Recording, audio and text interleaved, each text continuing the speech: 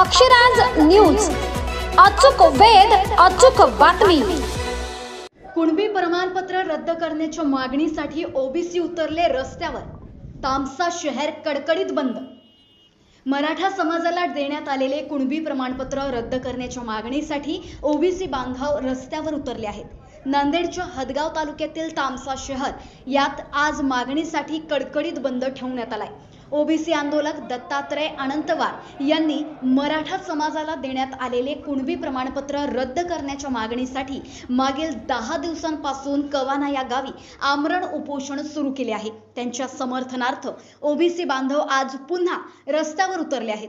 मराठा समाजाला ओबीसी मधून आरक्षण देण्यात येऊ नये, दिलेले कुणबी प्रमाणपत्र रद्द करावे अशी या ओबीसी बांधवांची मागणी आहे। अक्षराज मीडियासाठी बालाजी गायकवाड, तामसा, नांदेड।